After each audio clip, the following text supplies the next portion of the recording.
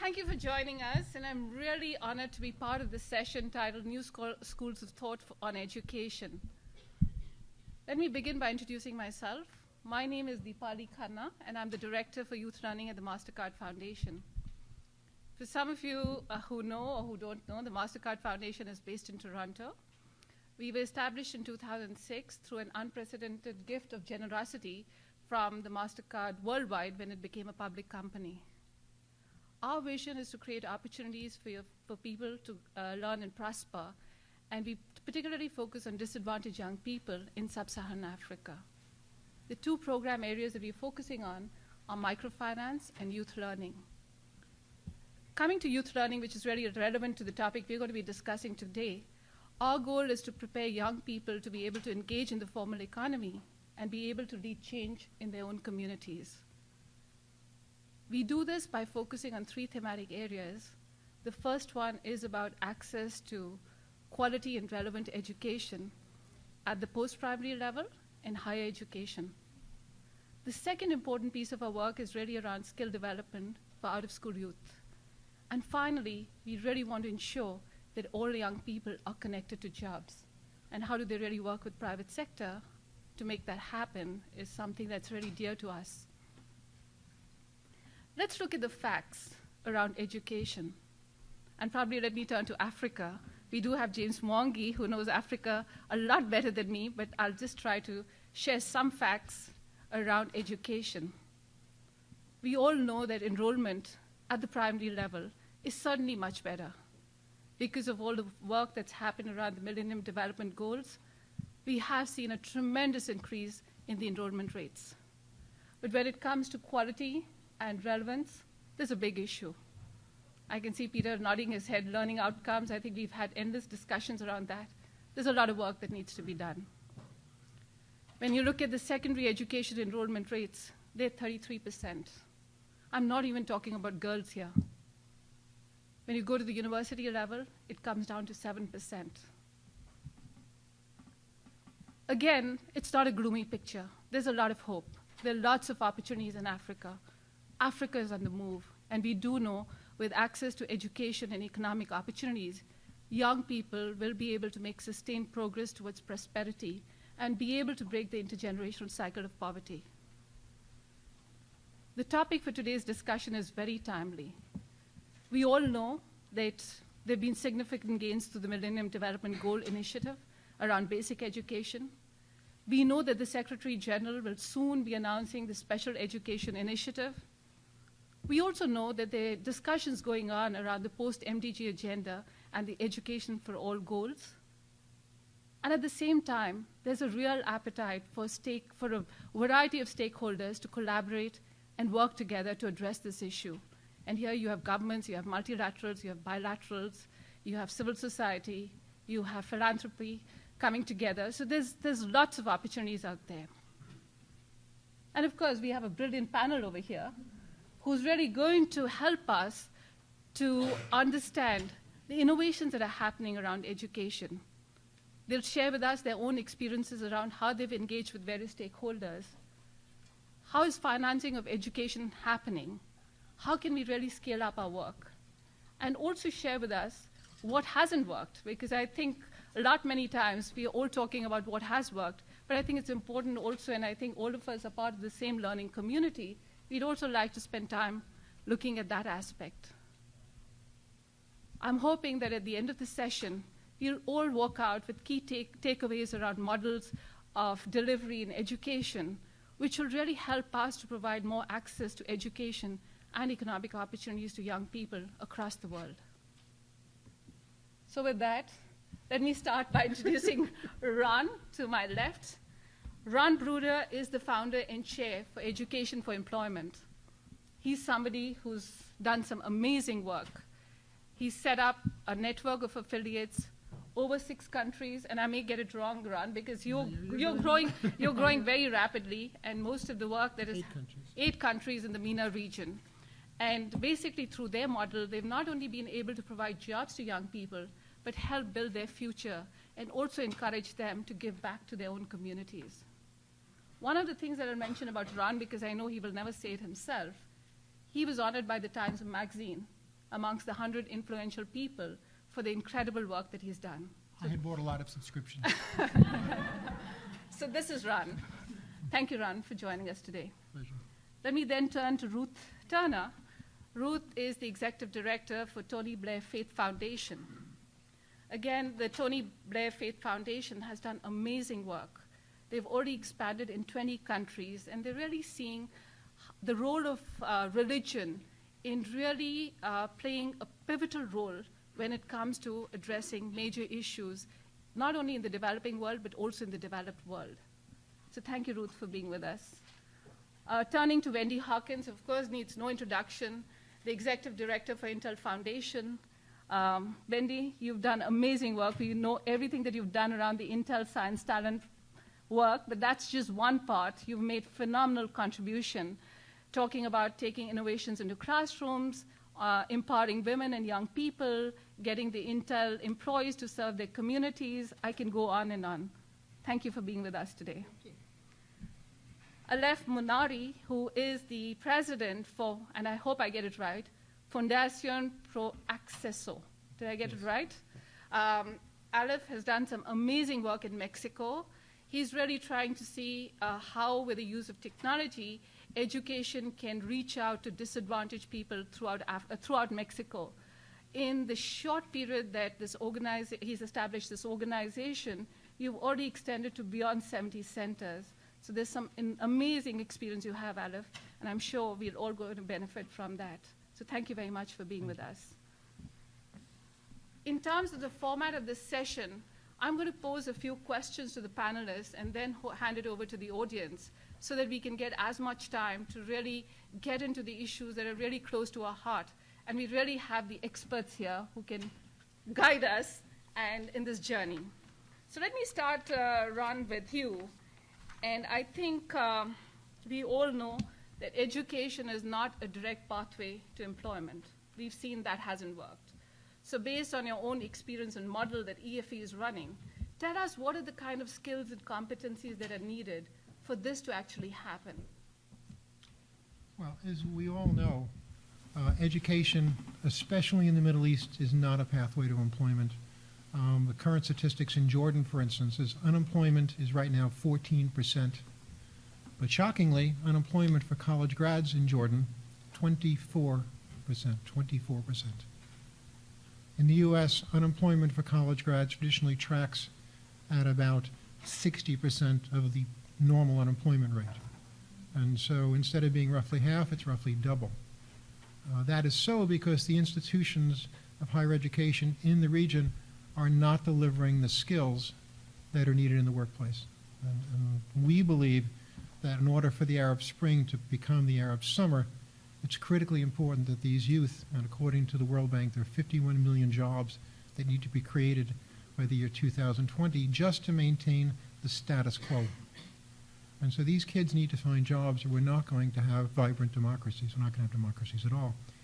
And so what we do is we go into the various countries, and we're in Egypt, Jordan, Morocco, Yemen, Gaza, West Bank, and we've just opened an office in Tunisia, and we build local boards. We're not smart enough to tell them what to do or how to do it. We enable them by giving them curriculum, some funding, tools to successfully operate, some guidance, but they figure out what curriculum they want and what they need. So for instance, a first class that we ever had was in Jordan, and that was a result of a meeting that we had with Khalid Toukan, education minister, revered man, MIT graduate. And after several meetings, I got Toukan out of his office, because that's the only way you can really get business done in the region. And over lots of cups of tea, we presented him. We said, what could we really do that makes a difference? If we had just one course to pick, just one, what could we do that would have impact? And he looked at me and said, soft skills. And brilliant person that I am, I didn't know what they were.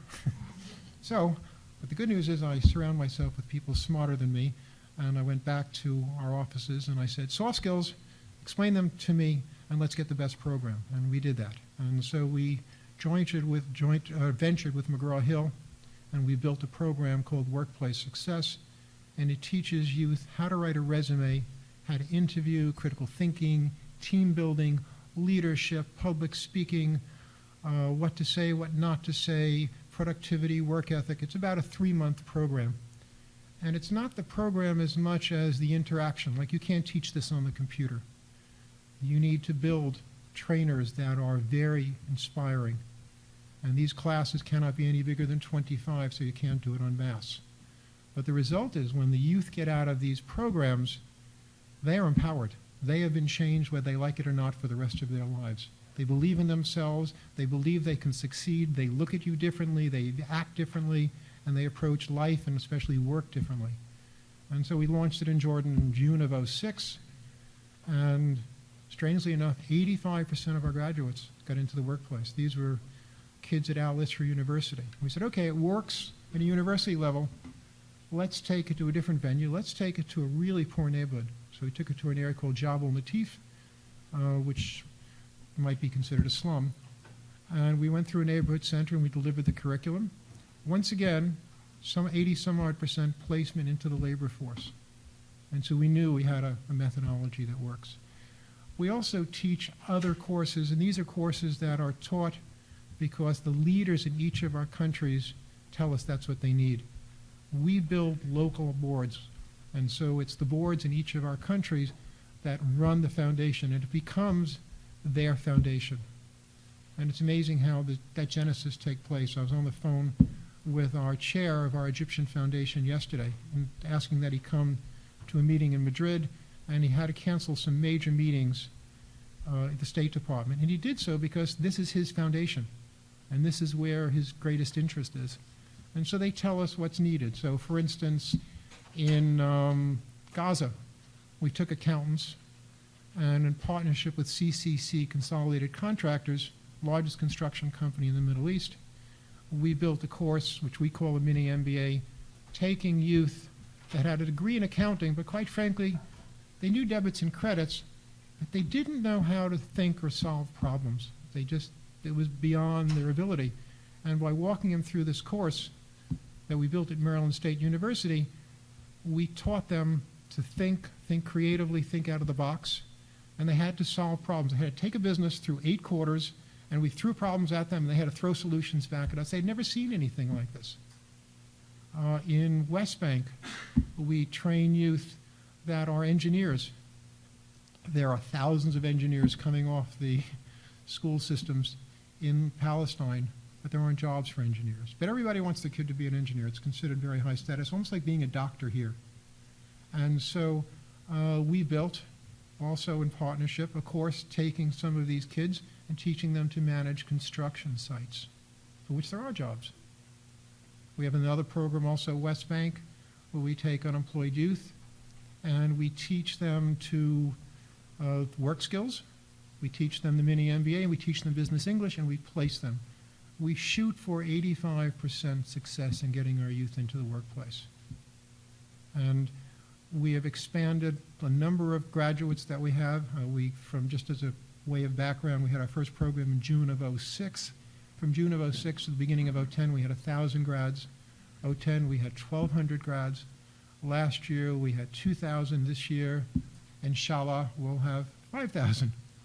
But probably more important than that is we are learning that as we hit a certain size, a certain scale, we can be a catalyst for much larger change. We can create a tipping point. So, for instance, in Morocco, with help from some of our partners, we are radically scaling up. And we believe that the work we're doing there will start to impact the educational systems overall. We're working, for instance, with King Hassan II, one of the largest public schools in the region. I think they have 27,000 students, and their percentage of placement is poor, somewhere I suspect in the low teens.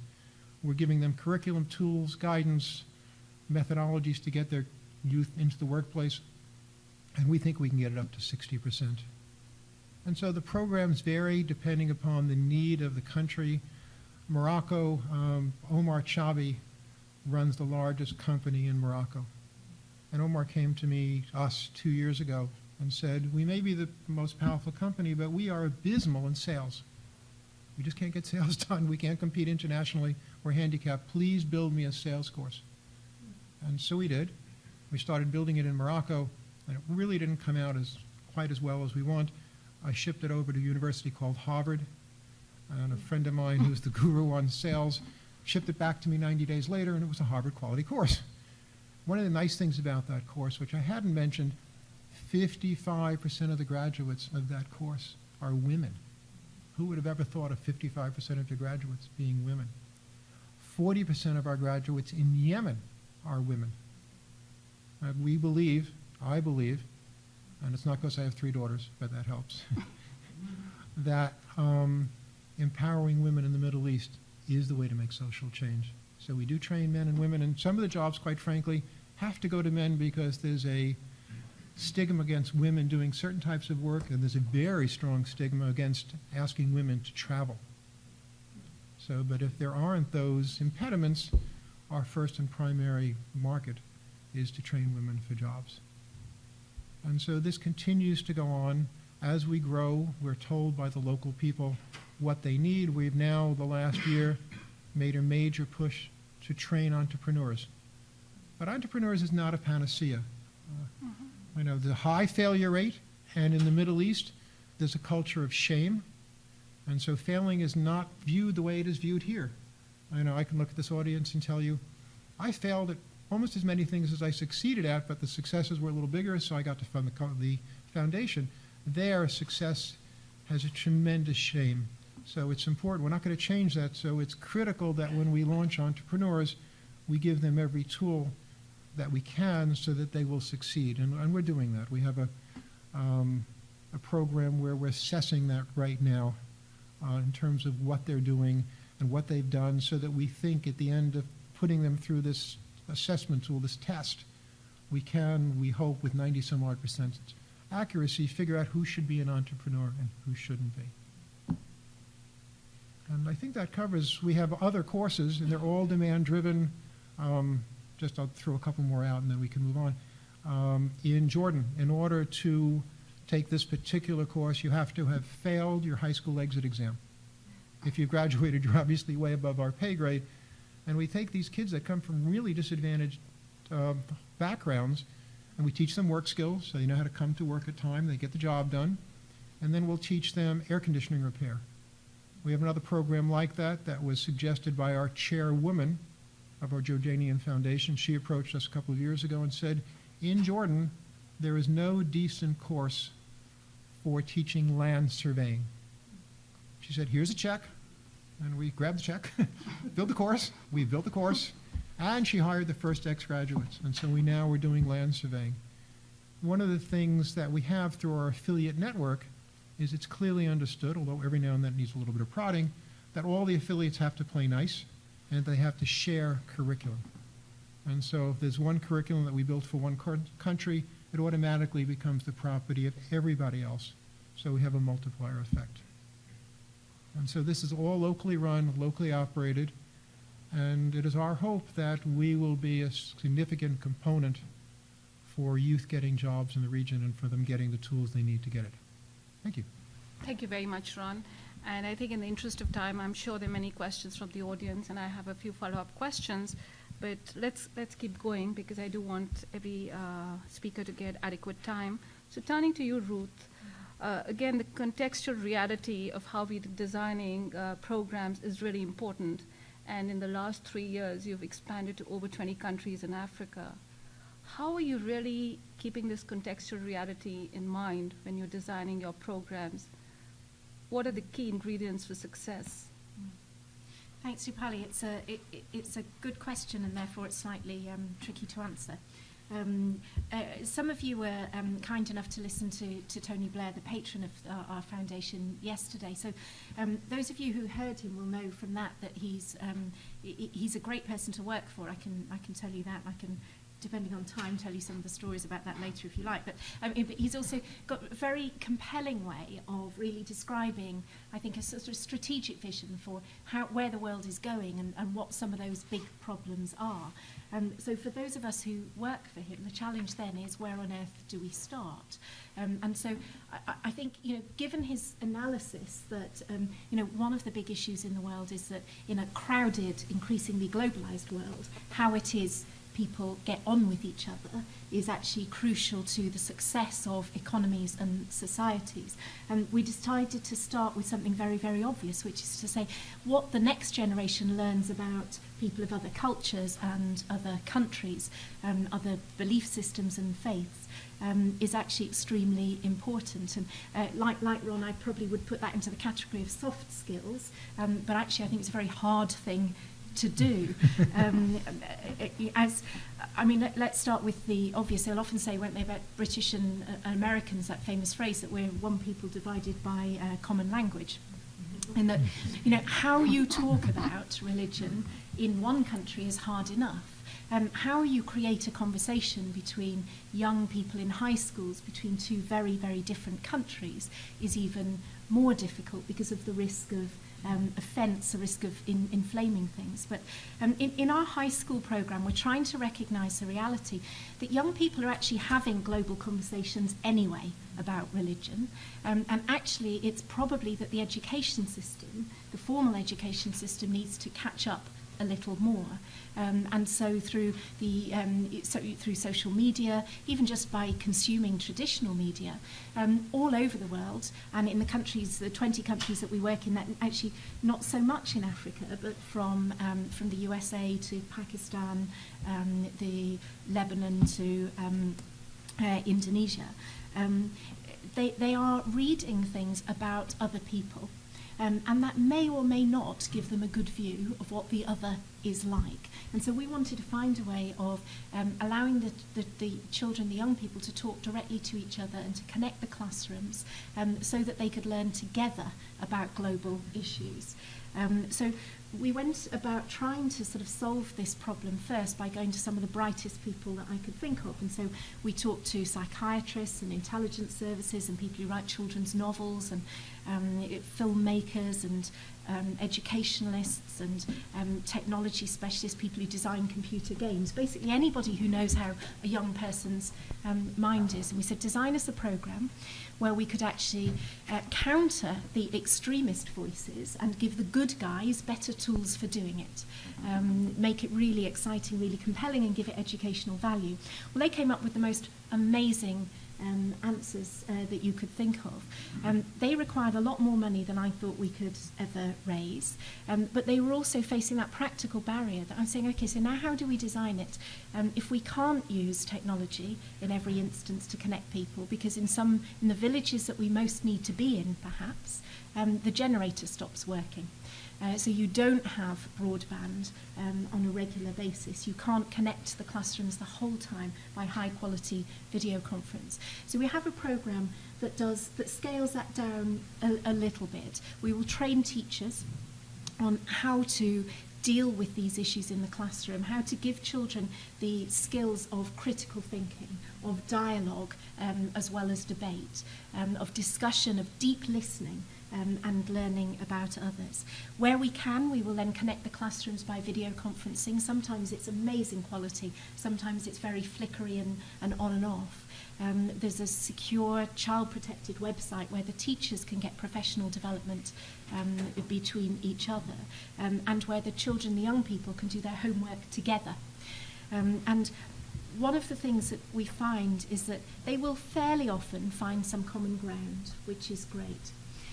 But actually, we think the most important thing is that they're able to live with difference. And to enjoy difference, actually, because if we're trying to build a program only based on the skills for consensus, then as soon as they come across somebody, maybe in their own country, in their own town, maybe somewhere else in the world, who is just ideologically opposed to them and always will be, sometimes the common ground can fall away. So they have to be able to know how it is that they can actually learn to live with, really thinking someone else is completely wrong, and yet they still have rights.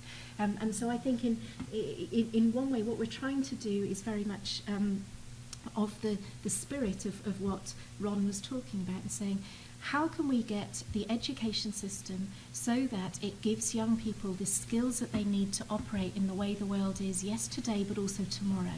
And that world will include an awful lot of interaction. I would just say one thing, I think, Deepali, on a further thing just on context briefly, and that's about curriculum. We took a decision right at the beginning that we wouldn't create a curriculum because we couldn't do that if we wanted to get it accepted in a very big way in a very big variety of countries. Because governments would say to us, well, in fact, individual schools would say to us, thank you very much, the curriculum looks great, but we've got our own already. And teachers everywhere will tell you that they're just too busy, they don't need another burden, when perhaps their whole education system is shaking a little and needs better resource investment. So we half created internationally. We create the principles and a lot of the resources. We finish creating it within each country. And we do a process called curriculum mapping so that our staff in each country can take the materials that we've got. They can go and they can look at the Jordanian system or the Singapore system or the Texas system or wherever it is and say, what are the educational outcomes that schools and government and school boards need in this country anyway, and how can the young people get these skills and still fulfill it? And that's because we decided not to try to create an organisation that could be expanded, to build empires, if you like, but to try to make ripples, so to try to get that transformative effect. We're still quite young in terms of the length of time the Foundation's been doing it, but we've signed agreements now with 3 governments, the Palestinian government, the Philippines government, the Italian government, and we're in discussion with 6 more very, very different governments around the world as to how we can take the proof of concept that we've got and mainstream that into their education systems. And that's one thing that the Foundation is fairly new, been going for the last about 4 or 5 years now. But I've worked in fields of social enterprise and sort of social innovation for over 20 years now. And one of the lessons that I have learned is that if right at the beginning you can try to put into your design the elements that will allow other people to take it up, then that means that you can have a bigger impact than one organisation ever can. So a few thoughts there on context and trying to make it work internationally. Thank you very much, Ruth. Turning to Wendy. Wendy, again, a lot of experience through Intel Foundation around what works, what doesn't work. I'm really interested in hearing about how you approach scaling up and how can innovative models be adopted at a systems level. So I'd really like to hear your views around these 2 important issues that most of us are grappling with. Well, thank you. And thanks to my 2 predecessors, wonderful things that you have to say, and I applaud them, and I'm sure I shall when you get your turn as well. Approaching scale, when I've started really thinking about scale at Intel, it was kind of thrust upon me, and I will say that I thought of scale with terror, and I can tell you a bit about quite why I would say that. As a preface, let me say, just for those of you who may be interested in the areas that we operate in for context and for additional questions that you may have, we operate primarily in the area of education, and STEM education, as Deepali mentioned, has always been a focus for us. And I say always, I started at Intel 22 years ago. The Foundation and I were born together, and we've grown up together. And I think I'm older than it is, but I haven't figured that out. We work on economic empowerment, and especially around the use of technology to foster economic empowerment. And out of our work with education and teachers and economic empowerment has evolved our current growing focus on girls and women around the world. We have a number of programs, primarily curricular programs, that we deploy around the world. So scale for us has taken a number of different forms. The Intel Learn program is an after-school program for students anywhere from age 10 to 27. There are several different curricula. It primarily is deployed in technology centers around the world. And that program has been used to reach, haven't checked the latest numbers, but somewhere on the order of 1.5 to 2 million students so far The Intel International Science and Engineering Fair that Deepali mentioned is a science competition, and that has, on an annual basis, that reaches probably approaching 10 million students a year when you look at the ripple effects of all the students that are in the fairs that feed into that. But the program that I thought I would speak about, because it probably is the one that, certainly it's the one I've been most directly involved with, and it's the one that gave me the moments of terror, and where scale was really the scale and the numbers happened so rapidly that it gave us all nosebleeds. This is the program now known as Intel Teach. It was born in 1997. It was a program in the United States. We had gone around to schools. We had seen little shrines at the back of all the classrooms that were computers, PCs, lined up, usually with a plastic cover over them, and no child's hand should ever touch them. And this concerned us for obvious reasons. And we said, what is it that you need from us? How can we help make sure that the covers come off, the hands go on the keyboards, and the benefit of the technology that we believe in and care about is actually used in the classrooms? And the teacher said, we're afraid to use the technology because we will embarrass ourselves in front of these kids who know much more than we do about how to use it. Teach us how to use it.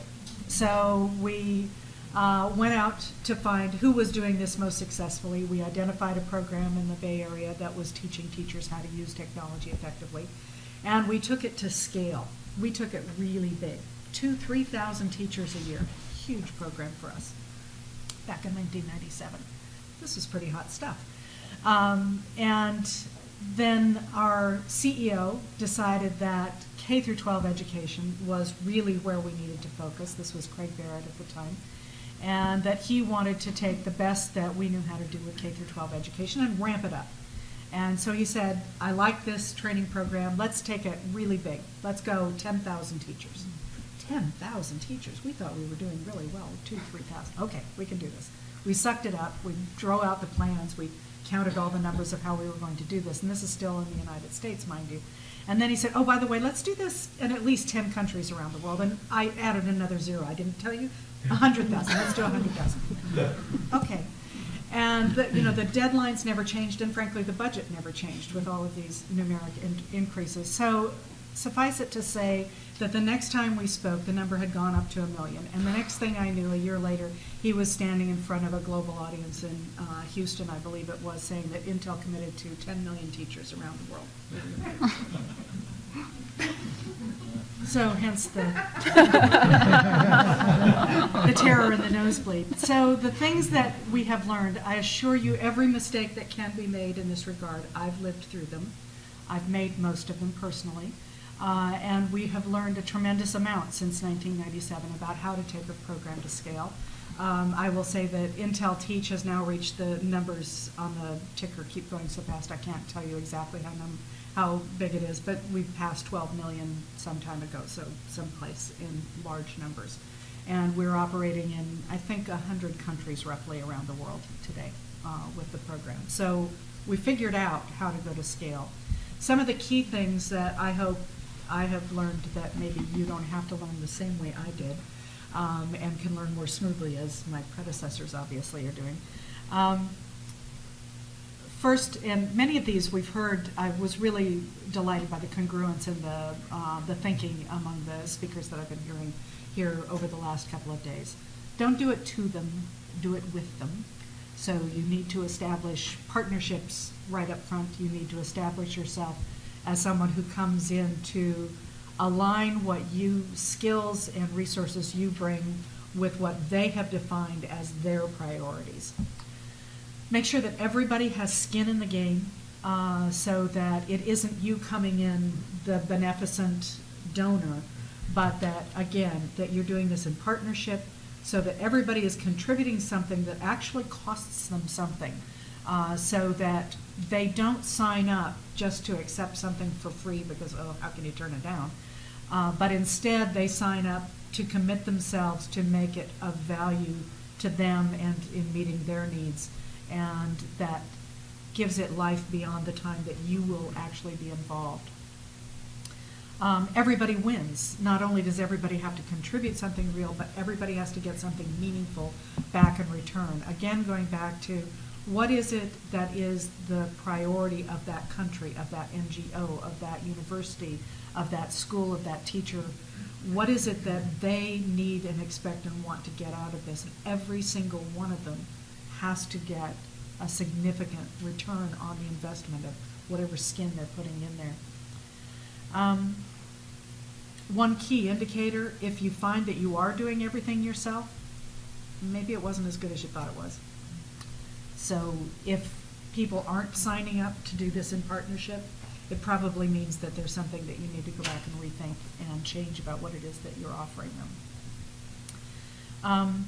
Never build anything that you're doing for others in your capacity as philanthropists without leaving behind the infrastructure and the capacity that they can carry it on in their own way, in their own context, to meet their own needs after you're gone. Inevitably, we leave. So make sure that what you leave behind strengthens them for the long haul and isn't gone when you and your money and your resources are gone. And in taking a program to scale, as we have done in so many places in so many countries, nothing substitutes for real feet on the street, for human beings who know the culture, who know the country, who know the context, and who are there, who stay there. And in our case, I have the good fortune of working for a company that actually can put employees who are native to the country, native to the culture, in place so we can support them for the long haul. And we have permanent staff in, I think, on the order of 40 to 50 countries today. And then where we don't have our own people, we are able to contract either with NGOs or with for-profit entities to do the work. So the partnerships that we formed with Intel Teach, especially in the early days as we were learning and starting this out, always involved the government entity that was responsible for education, wherever it was that we were working, whether that was a Department of Education, a Ministry of Education, educational regional ministry, whatever it was. We would work with the academic community, so we would work with the most reputable university program that we could find, so that we had a curriculum that we knew had a great deal to offer, but in every country it was adapted and translated both literally and culturally by local academics to adapt it and embed it and to get their imprimatur on it so that it was more readily adopted. We identified an NGO partner that was able to handle the logistics for us locally and the deployment and getting the teachers in the same place where the curriculum was and getting the cookies there or whatever. That everything was handled by somebody who had that expertise in that culture, in that place, and us, and the resources and experience that we had to bear. I say government advisedly because initially, I think like many of us in the philanthropic world, there were a lot of places where it seemed so much easier and so much more productive to work with the private schools, and you didn't have to deal with the corruption and the incompetence and all that stuff. And we realized after not very long that if we intended to have the kind of impact that we were looking for, that we were really changing the lives that needed our help, we had to work with the government, warts and all. So we figured out ways to work with the governments, warts and all, and we found out in a lot of cases they weren't as warty as we thought they were, and maybe we were the ones with warts. So we learned a few lessons along the way. And I think that's all. Okay. Thanks. That's a lot. Thank you very much, Wendy. That was really helpful. Turning to Aleph. Aleph, again, amazing work that you've been able to do in 3 years to address the digital divide. Over 70 centers in Mexico. I think many of us really grapple to see how can we really see results, outcomes, impact. You're just growing. So how do you really measure success? How do you know you're getting it right? What are the kind of mechanisms that you've set in place to really see that things are working? shed some light on that for us. Yes. Well, first I'll begin with a bit of a background of how we started. Mm-hmm. We began in 2008 doing a study for the government on how to reduce the digital divide in the country. Mexico has 68% of its population without access to internet or any form of computer technology. This is approximately 80 million of Mexicans out of a 150 million population. And it's quite similar to the numbers on a worldwide scale, where 5 billion of the current inhabitants do not have access to technology. So what does this mean? This means that in the markets, in the labor markets of today and of the future, they will not be able to participate. They will not be able to be competitive, because even the most simplest jobs today, like a cashier at a supermarket or a waiter, will require the operation of a computer. So the quicker we include these people, the more they will be able to participate in these labor markets, but also the better we will be able to educate them, because technology will become a necessary part of their education. Secondly, the program, the program is geared towards reducing the educational problem in Mexico, where 75% of the population had not graduated from high school. So the idea was to use technology to deliver education and to have some sort of social change within the communities that needed it most. We wanted to use technology, but we wanted to use it in a much more responsible way. I'm sure very many of you know One Laptop Per Child, which is a very commendable project. But we thought that it was best if we would increase the ratio of user per computer, so that we might utilize those technological and financial resources to its best outcomes. So we basically have about 100 users per computer in our centers, and what we did was create educational centers in low-income communities, where people could have access to not only the technology but also programs that were according to the needs of that community. So how did it begin? We begin by doing an urban study. We determine what are the needs of that community, what are the scholastic level, what is the population density, what do they need in every way, both for children, for mothers, and for adults of all sorts. And so what we do is we create the educational content and we deliver it through a platform that integrates many different providers. Actually, Intel is one of the many providers, as Wendy was explaining. Another very important part of the project is how we leverage funds. So we've created an intersectorial model that brings about a collaboration between the social sector through the Foundation. It brings in public funds that not only give scale to the project, but also help in evaluating and monitoring the activities that this program leads. And thirdly, the private sector, where companies like Microsoft, Dell, or Google, or Intel provide resources, whether it be in kind or financial resources, so that the project might be able to scale. Another important part of how we leverage these funds is matching. So for every dollar that we receive from the federal government, we match another dollar from the state government, so that the project can operate in the long run. And thirdly, another dollar from the municipal government. So the idea is to create a codependence between different actors, whether it be public, social, or private, so that the project might have continuity and that it doesn't plummet after a change of political term or so on. Another important part is that we're fulfilling government objectives. Just to put it in comparison, the Ministry of Social Development in Mexico has 2,200 community centers that use technology. In 10 years, they've been able to reach 250,000 users. We were able to reach the same number in only 3 years and with 70 centers. So it was clearly a project that was very, very badly administered, and I guess the urban study is one of the key elements of this, because you are putting the centers where they're needed most, not where you think that they would just work or where you have space. So the idea is to create public, private, and social partnerships with the government to be able to fulfill those objectives. And so in the 3 years that we've been working with the government, we have have certain objectives. The first objective was to reach 50,000 users. And we were actually quite scared that we were not going to be able to reach that with 10 centers. But quite surprisingly, we exceeded that objective, and we were able to reach 63,000 users in the first year. So that tells you of the number of people that require these types of services, the number of people that want to be connected, that value the education of their children. And so with that, we were able to pull in more funds, both from the public and the private sector. And we were able to increase the network with 32 new centers.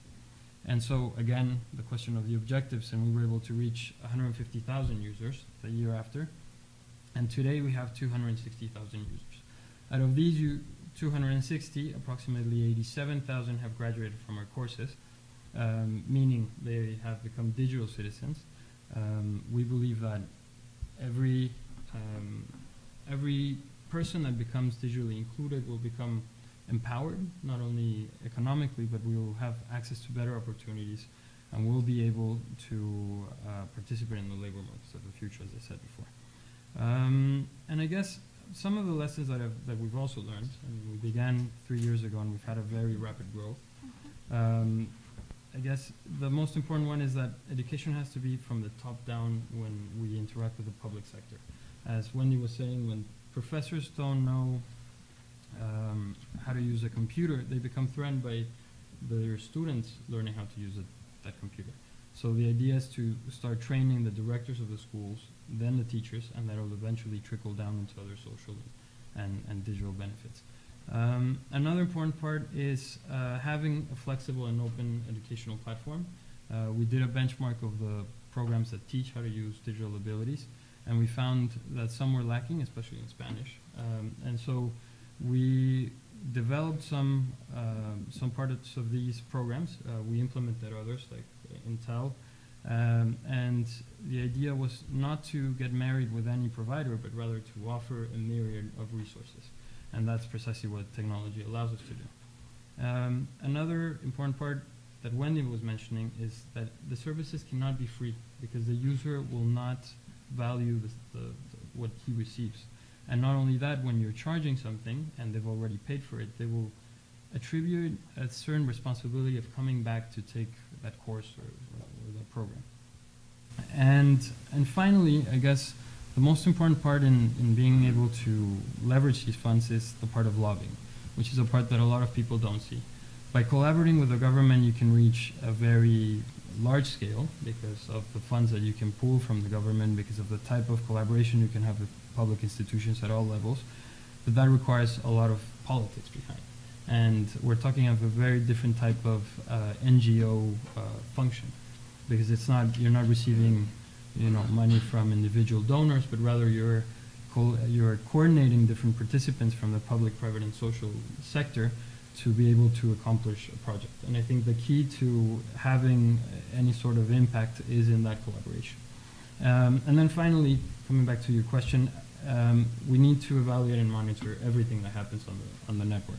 By being a technological platform, it's easy to implement certain algorithms and certain models that are able to see, how are users learning, how can we analyze these learning patterns, and most importantly, use the virtuous cycle of technology so that we can improve that content, so that we can improve how people are learning, and how our programs have much more impact in the long run. Thank you very much, Aleph. Before I turn it to the audience for questions, I think one of the key things that we really need to ponder on is financing of education. Again, when we're looking at new schools of thought around education, we know that most governments have made primary education free. Secondary education, that's not the case. Definitely, there's a major burden. So when we're discussing this topic, I'd really like to hear from any of you whether you've had any experience and what are some of your insights in terms of how we can approach this issue. Because it's an important piece. And also, I think yesterday somebody did make a reference of the work that Opportunity International is doing in terms of supporting private schools. So I think that's an important discussion. Ron, you'd like to say something? Sure. Our belief when we create affiliates in each of the regions that we're operating in is that ultimately they should be self-sustaining, that we will always exist to help them and have them get the best technologies and the best curriculums, but at the end of the day, they need to be able to sustain on their own over a period of time. And so that means we need to create a model to have revenue coming in that's going to equal expense. And we're doing that in different ways. One is, as it was pointed out very correctly, when we first started our program 7 years ago, we idealistically did not charge tuition at all. Mistake. Nobody valued it.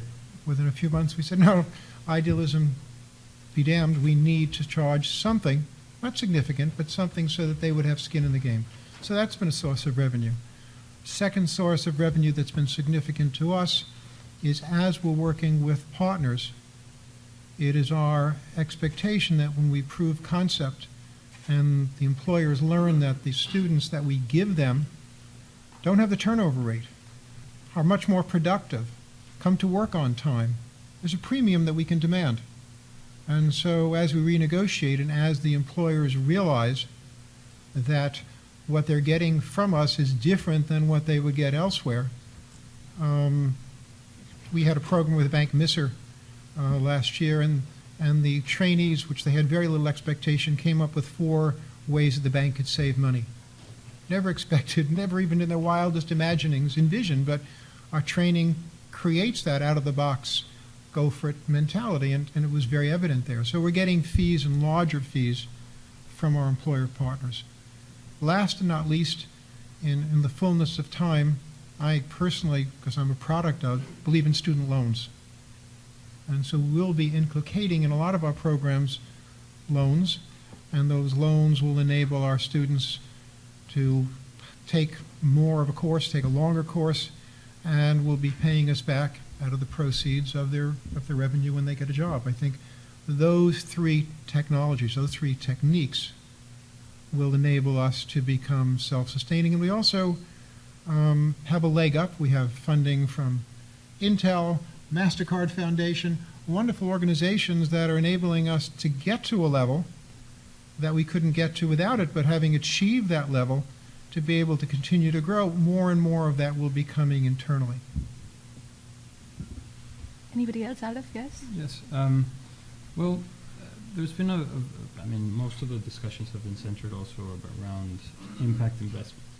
And I think that it's very complicated when we're talking about education, because I come from a country where comparatively within the OECD, Mexico is a country that spends the most within education. Yet it's the one with the lowest results, that second lowest results next to Turkey. So we decided to do this project so that we could help that education progress in Mexico. But the problem is that we cannot collaborate directly with the Ministry of Education, and we can't pay for that.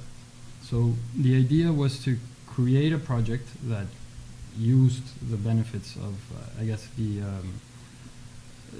used the public, private, and social sector to pull in funds and to do a sort of balance and have a subsidy to that education. I don't think that providing high quality education to the people that can pay the least is something that is sustainable in the long run. So there needs to be some sort of, I guess, like a spring grant there. Thanks, Aleph. Let's open it up for questions from the floor. Please, could you introduce yourself before you pose your question? Would you like to go? Then we'll have the lady here. Hi, Adriana Cisneros. I run a few educational programs in Latin America, including a teacher training program that uses an online platform.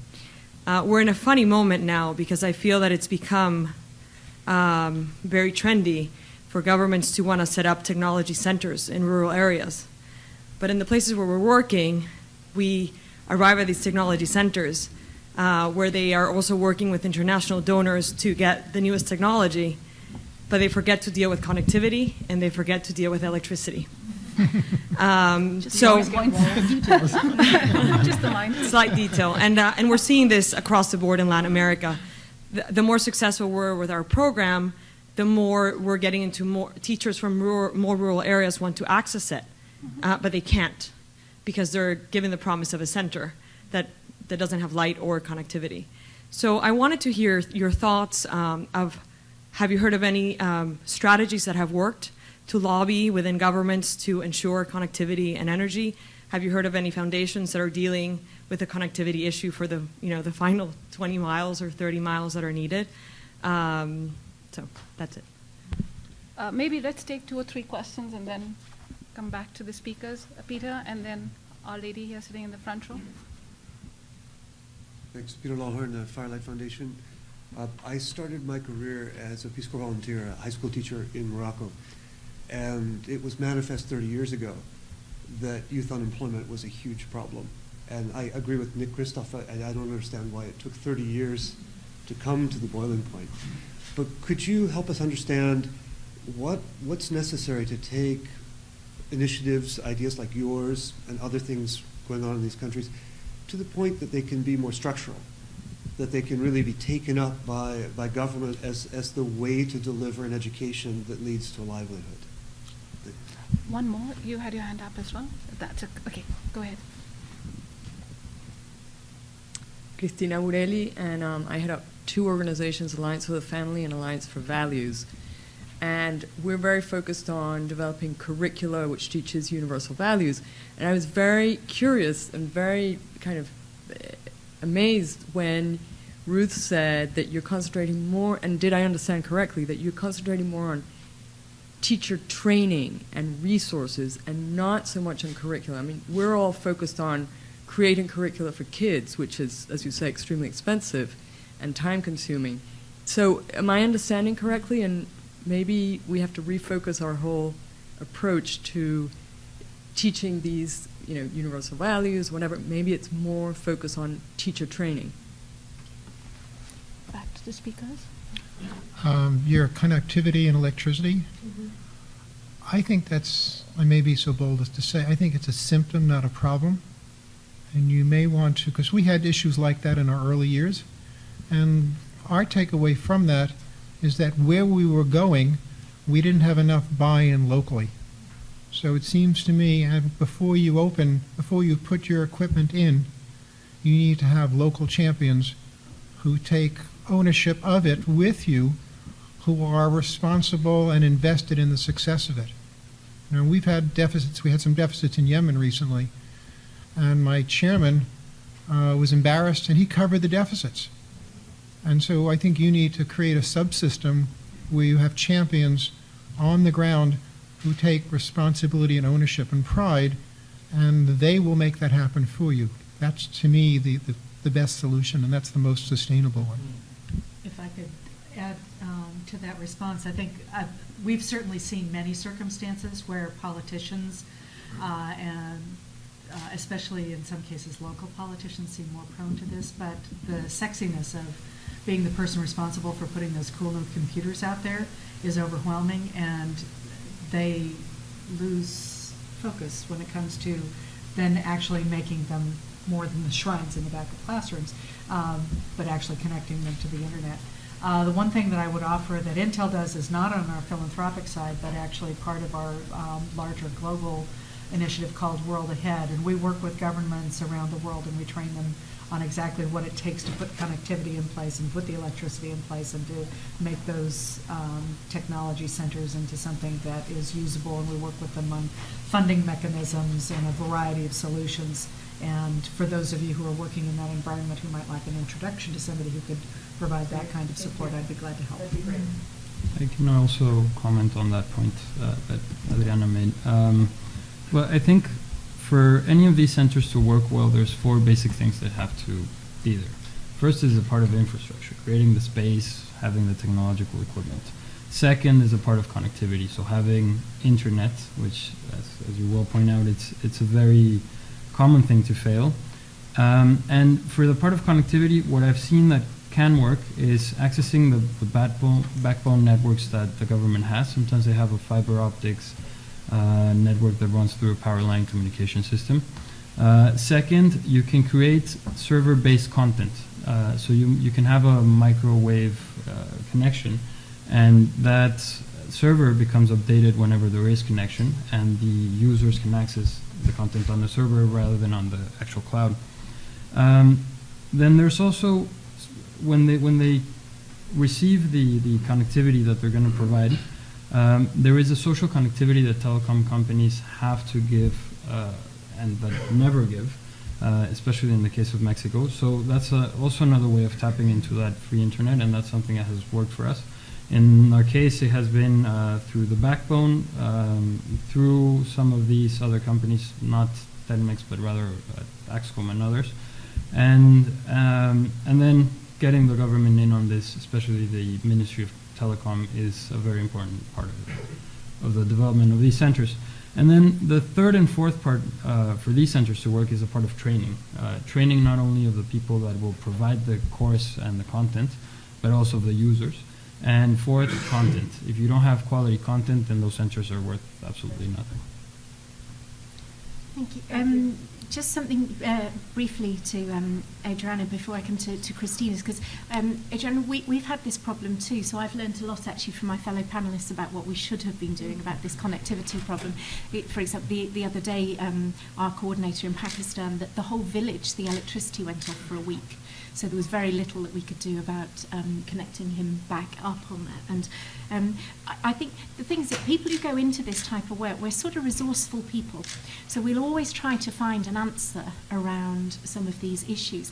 But actually sometimes I think there are things which are, if you like, above our pay grade as philanthropists or social entrepreneurs. And maybe one of the things that we need to do is to, instead of struggling on more often, is actually to put our hands up together so that there are coalitions of people who are interested in improving education within a country or a district or a region. Some who will deal with physical infrastructure, some with technology, some with teacher training and professional development, some with curriculum, so that they together say to the government, look, between us we can create this public-private partnership, but this is what you need to do for the infrastructure and the investment as well.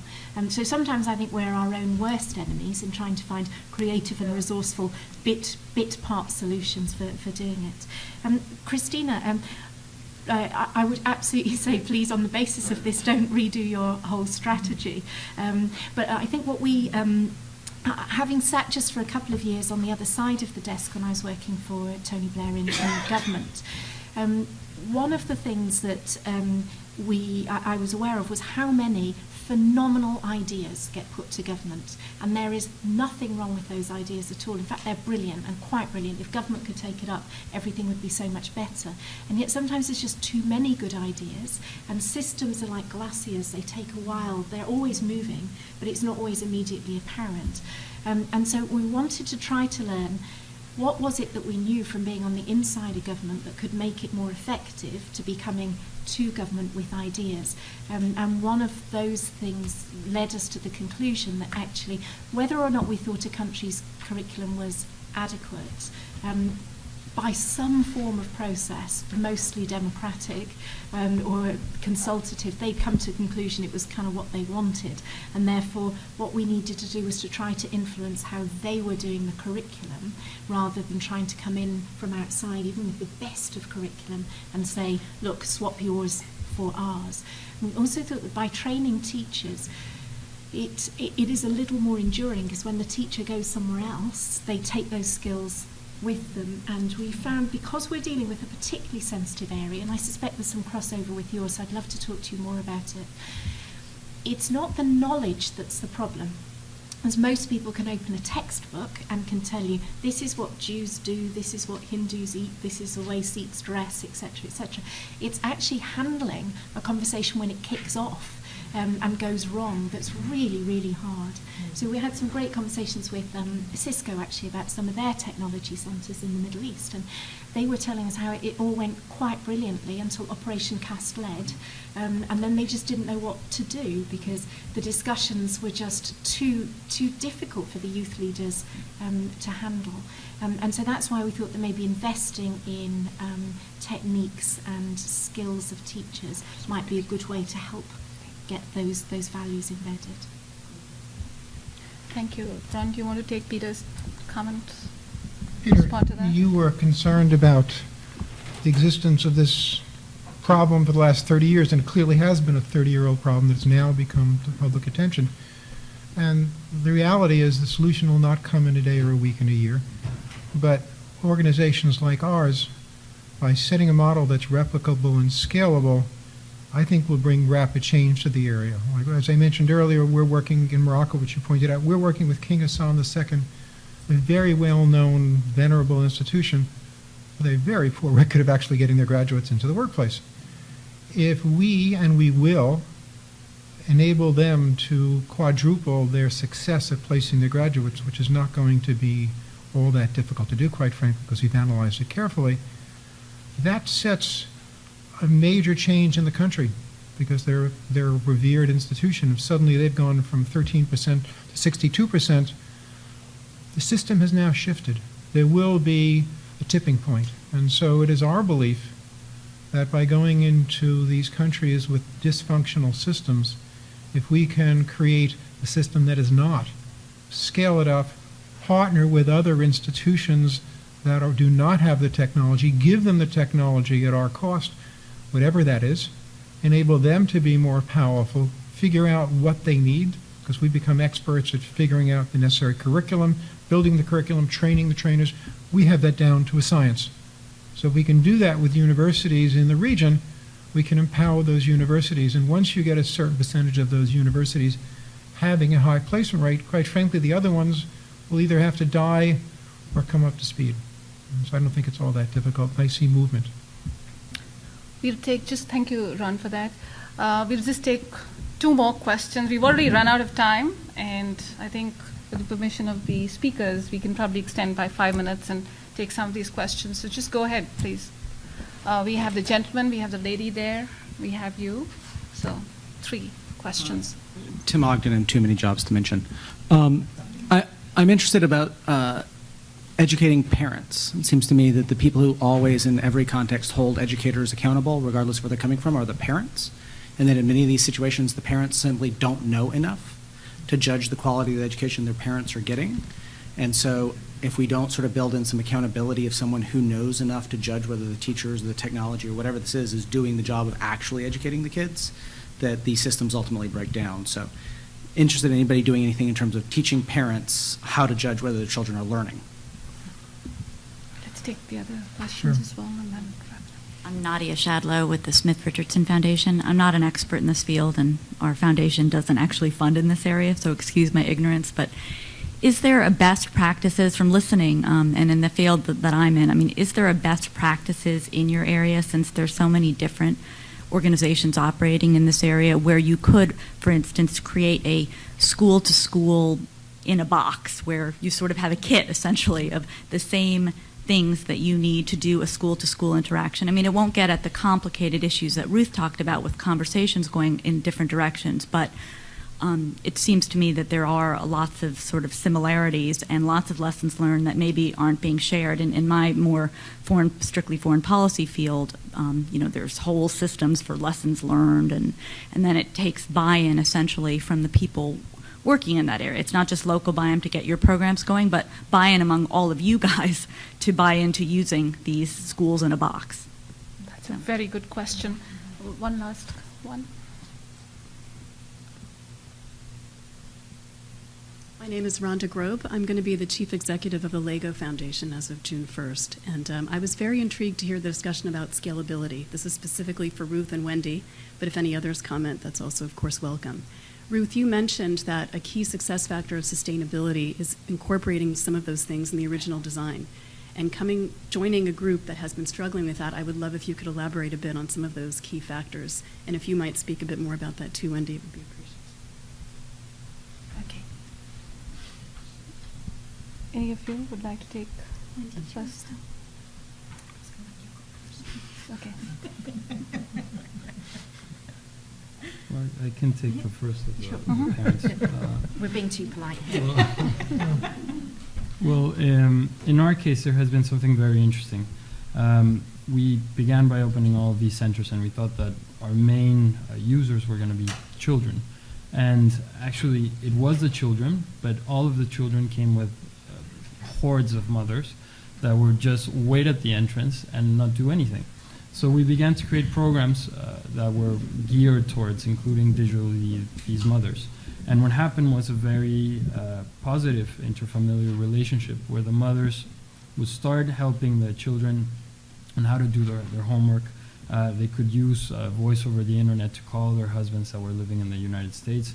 They would even begin doing accounting in Excel sheets of the sales that they did for Avon and companies of this sort. And so we began by focusing also on the mothers and creating productive projects, how to find work through the internet, and it's been very, very helpful, and it has really increased the performance of the children once we've included the parents.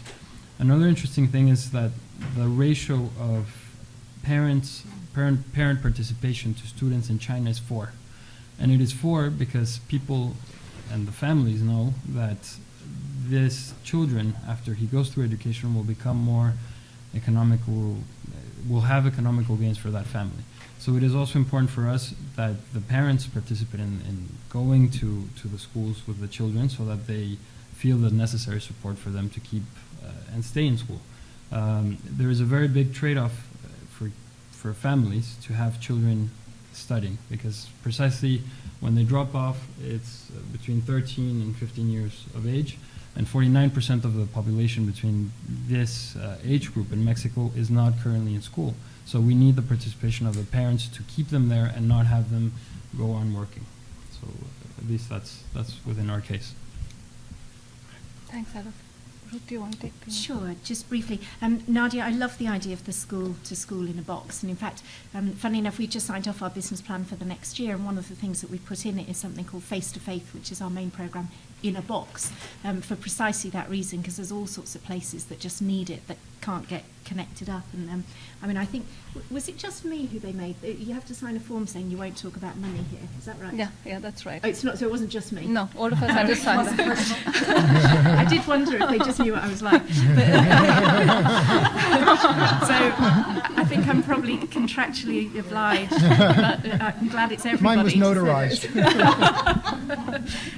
Subject to being able to. This is something that will happen. Rhonda, in scalability, I mean, I hope the answer won't be disappointing for me, but Wendy, thank goodness, is much better at scaling up than I am.